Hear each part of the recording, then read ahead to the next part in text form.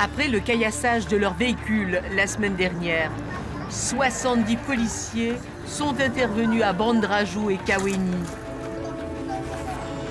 Nous avons opéré une progression tactique avec notamment des unités équipées en maintien de l'ordre avec les moyens de protection individuelle. Une réponse des autorités pour contrer l'insécurité croissante. Le message, il est très clair. Nous sommes responsables de territoire pour y assurer la sécurité. Il n'y a pas de zone de non-droit et nous allons régulièrement reprogrammer de telles opérations. Bilan de l'opération, 27 interpellations.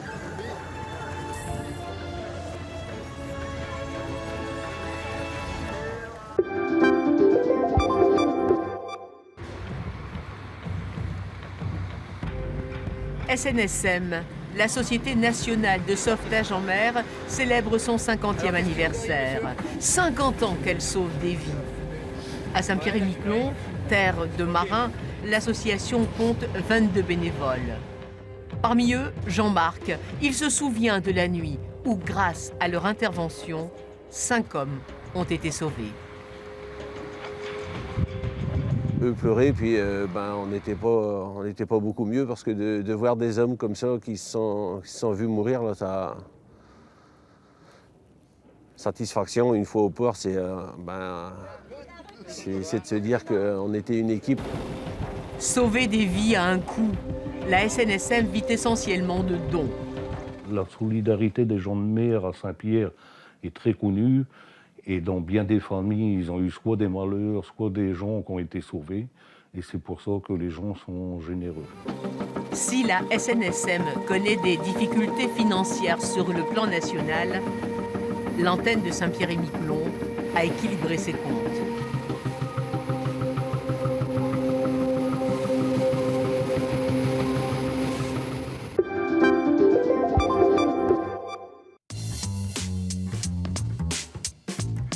Au musée des cultures de Bâle, une collection unique d'objets de Nouvelle-Calédonie. Des pièces collectées au début du XXe siècle par l'ethnologue suisse Fritz Sarrazin. Il a été très visionnaire et puis qu'il a voulu explorer le monde. Et il avait l'argent pour faire ça. Et puis, il a voyagé, il a collectionné, il a pris des photos. Dans les réserves du musée, 900 pièces très bien conservées. Des masques, des sculptures ou des armes, mais aussi des objets simples du quotidien. C'est une nasse pour les crabes. Peut-être c'est un bon exemple pour montrer qu'il n'y a pas seulement des objets artistiques, mais aussi les objets de chaque jour. L'ouvrage, édité en 1929 par Fritz Sarrazin, est aujourd'hui encore une référence.